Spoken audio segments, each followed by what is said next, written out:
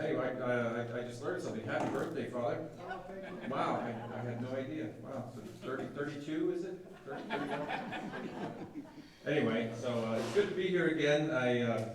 You guys were such a great audience last night, and I was really looking forward to coming out here and speaking again. I was a little dismayed on my way here. I was driving here in my oh heck, is it Porsche or Porsche? Anyway, I was driving here in my Toyota, and I got behind this guy who had a bumper sticker that said, "Honk if you love Jesus." And then I thought, damn, my horn's broken. So now there's some guy from Wisconsin that thinks I'm a godless heathen.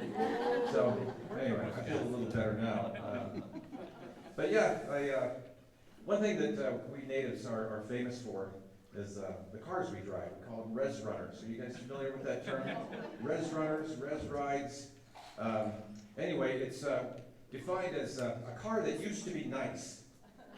Somehow it made its way on the reservation, and now it's like a piece of shit. My first car was a classic res runner. It was a 1963 Dodge son of a bitch. It went from 0 to 60. Anyway, that was the end of that one. But my windshield was just a piece of saran wrap that was duct taped across the front. Couldn't open the windows though because they were painted shut. But I had that car for a long time. After 800,000 miles, I thought, okay, I'm going to sell it and get an upgrade. So I did. I sold it and got the cheaper version of the Dodge son of a bitch. It was a 1970 Plymouth Bastard. So I still drive that car today. You're an assassin. I was browsing the internet today, and I came across something that I didn't even know existed anymore. I was on Amazon. And I came across the clapper. Do you guys remember the clapper? Lillian might be too young to remember this, but back in the, do you know what the clapper is? Okay, back in the 90s and early 2000s, there was a device you could buy, and you clap on, and you clap your hands, the lights come on. You clap your hands again, and the lights go off. So it was a pretty handy device. And I got to remembering when I was young and single, living alone, I'd come home from work, and it was usually late at night, and so I got one of those clappers for my front porch, so when I came up, I could clap my hands, and I could get in, pretty easily. I could see. That way I didn't have to leave my light on all day. So I was so impressed with it.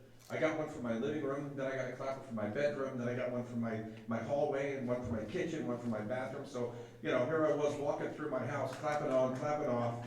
It was a great time. And then one night, I went to the bar, and Lillian, plug your ears for this, because you're too young to hear it. I went to the bar, and I met a lovely young woman, and I brought her home, and I had a one-night stand. I know, I shouldn't have done that. But I woke up the next day with an actual case of the clap. And I don't know how many people have had the clap? Raise your hand. No? Am I the only one? If you don't know anything about that, it's really hard to get rid of. By the time it finally went away, my light bill was $3,000. I know. That's a roller run. So, I was going to mention to you, Margaret, if anybody ever makes a movie out of one of your books. Not yet. Not yet. I happen to know a dashing middle-aged actor who would be perfect for, I don't know, but, Ron Howard? yeah. Yeah. Opie. So yeah, Father's a pretty good actor too. You guys didn't know that, but I've been acting for over 25 years. I've been in a whole countless plays. This winter, I will play Scrooge for the 5th time. It's kind of a novelty. People come to see a Native American speak like a Londoner, so that's a lot of fun to do. Anyway, I don't know if you guys, I don't talk about this a whole lot, but I have a mental health diagnosis. It's a depressive disorder. It's not too serious, but it kind of manifests itself in paranoia sometimes, and sometimes it manifests as depression. And I was feeling really paranoid the other day. I called up Father, and I told him, I said, I'm feeling really paranoid. I don't know what to do. And he says, don't worry. You're not alone. So Thank you, Father. So I went to the library looking for a book on paranoia to maybe help myself. I asked the librarian, I said, "Do you have any books on paranoia?" And she said, "Yeah, they're right behind you." Anyway, over Christmas break, I was having a depressive episode, and when that happens, I kind of want to be by myself. So I told my wife, I said, "I'm going to go for a drive." She said, "Okay." So I got in my car. Before I knew it, I was in Lander. Before I knew it, I was in Rawlins. Before I knew it, I was on the interstate heading east. And by the end of the day, I was in some seedy motel room in eastern Nebraska. Now, I don't know if you've ever been to Nebraska in the middle of winter, but it's one of the most desolate places in the world. I looked out my window, and the snow was already drifting up over my car. The wind was blowing like 80 miles an hour. And I was in this motel room. It smelled like sour cigarettes and stale beer. There was a big brown stain on the mat, on the carpet. It was probably blood. I only got 2 channels on my TV. It was the Home Shopping Network and the 700 Club. And I thought, my God, can it get any worse than this? My wife didn't know where I was. My kids didn't know where I was. So I sat down on the bed and I opened up the nightstand, and there it was, the Gideon's Bible. I've never actually opened one of those before, but so I pulled it out. I started thumbing through it, looking for something that's going to make me feel better. There in the book of Matthew, somebody had taken a Sharpie and they wrote a note. And it said, "Are you at the end of your rope? Are you lost and you don't know what to do? If so, call this number." So I had nothing to lose, so I picked up the phone, I dialed the number, and I was saved. Turns out it was the liquor store that delivered. So. Oh, heck. You guys like reality TV? No? I think it sucks too. I hate it, but it's been around for what, 20, 30 years now. I think the most popular show is Survivor. And they've been everywhere. Survivor Fiji, Survivor Hawaii, Survivor Outback. I mean, I don't even know why that's so hard. Anyway, they're living in a restaurant. It's not like you're going to starve to death.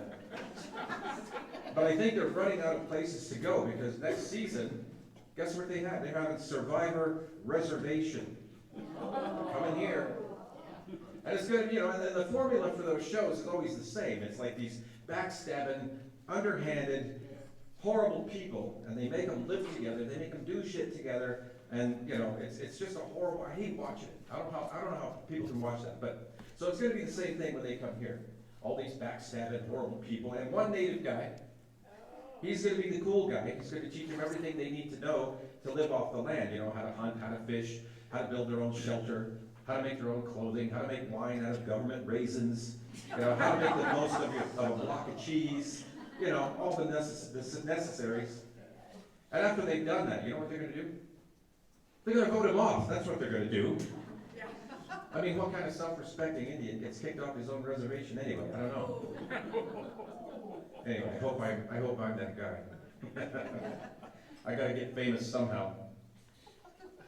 So I was talking to somebody earlier today about this. I used to have speech problems when I was a kid, and I was very self-conscious about it. People didn't really make fun of me a whole lot, but I knew that I sounded different. So when I was in high school, one Christmas I got a tape recorder for Christmas, and so I started recording a show every Saturday. It was called American Top 40 with Casey Kasem. Remember that? Yeah. I mean, that guy had a great voice, and so what I would do, I would record him, and then I would play it back, and I would repeat what he said, and I would do that over and over again. And over the course of a few months, my voice, my speech started improving. So one of the reasons I do this, and one of the reasons I do community theater, is because I have to keep doing this to maintain it. Otherwise, I kind of revert back to the way I was. And so most people don't know that. Over the years, a lot of Native, this has actually happened, I'm not making this up. Native women have asked me, "Are you gay?" And I try to prove to them that I'm not, but I haven't had any takers yet. But why do you think I'm gay? And they've said this, because you talk like a white man. And that didn't make any sense. I mean, by that logic, any of you white guys in here, if you come to the reservation and you start putting the moves on a native woman, it's likely she's gonna think you're bi-curious. So be careful about that. So I'm gonna do, I was gonna tell a story. Somebody had mentioned Fort Washakie, and there was a story I wanted to tell. I hadn't told this in a long time. It was told to me as true. And it's one of the best stories I've ever heard. It was back when Chief Washakie and Chief Sharpnose, they both lived at the same time. Chief Sharpnose was the chief of the Arapahoes. Chief Washakie was the chief of the Shoshones. Well, in Fort Washakie, that whole town at one time was an army base. And so they had a big, huge banquet one night honoring both chiefs. They were sitting at the head of the table. There was a colonel sitting at the head, and they were all eating, you know, having a good time. And there was this young lieutenant who picked up a bottle of Tabasco sauce. And he kind of feigned drinking it, you know. You know, he didn't actually take a drink, but he just wanted to see what they would do. Have you heard this before? Have you heard this story? No? No.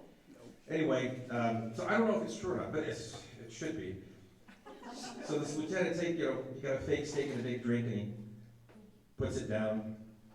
And Sharpnose, he kind of fakes drinking, you know. He puts it down, and when he takes a big drink, and then tears start rolling down his eyes.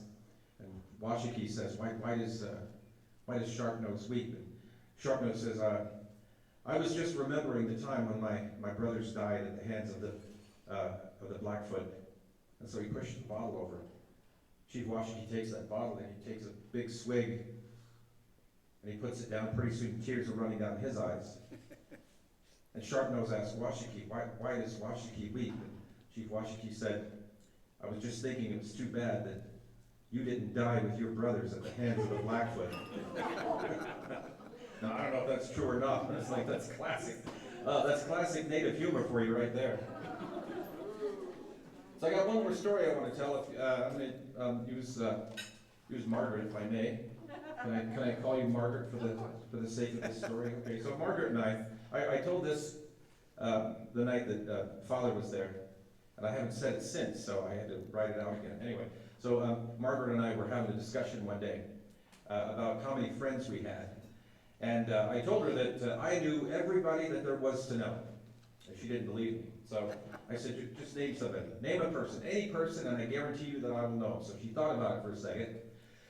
And she said, okay, how about Robert Downey Jr.?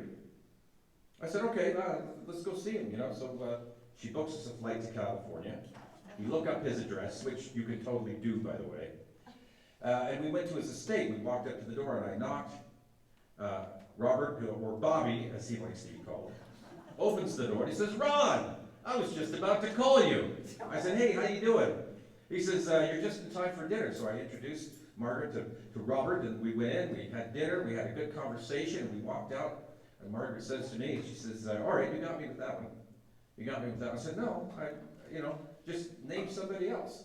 And so then she said, okay, how about the president of Micronesia? I said, you mean Peter F. Christian? Yeah, me and him go way back. So she books us a flight to Micronesia, which, for the sake of this joke, she must be awfully rich. So we went to the capital of Micronesia. We're going up to the presidential palace.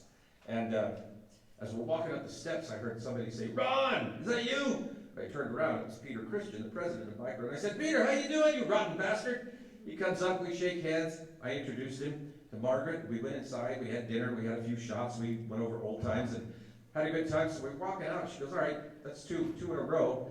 She goes, I bet you don't know the Pope. I said, yeah, me and the Pope, we go way back. So again, she books us a flight to the Vatican. And so we go to the Vatican, and there's thousands upon thousands of people. I got to read this to make sure I get it right. Standing at the Piazza San Pietro, right in front of the Vatican. And she says, you know what, there's no way he's going to see you in this crowd. I said, that's all right. I said, I know those Swiss guards by the door. They'll let me into the Vatican. Wait right here. I'll go up and I'll talk to the Pope and I'll come out on the balcony. So I went and I talked to the guards and I went upstairs. I talked to the Pope and I explained it to him. So then we come out on the balcony, him and I together, and I looked out over the thousands of people and there was a little clearing. And I looked And Margaret had collapsed, and I thought, oh my God, is she okay? Paramedics were making their way through the crowd.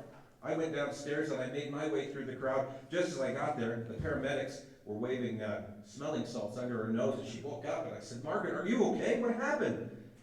She looked at me and she said, I'd had enough. That was the last straw. When you came out on the balcony with the Pope, that some guy next to me said, who the hell's that pointy guy standing with Ron? All right, well, that's all I got for tonight, folks, so thank you very much. Thank you. That was good. Dedicated to you. Yeah. Got any jokes about the Little Bighorn?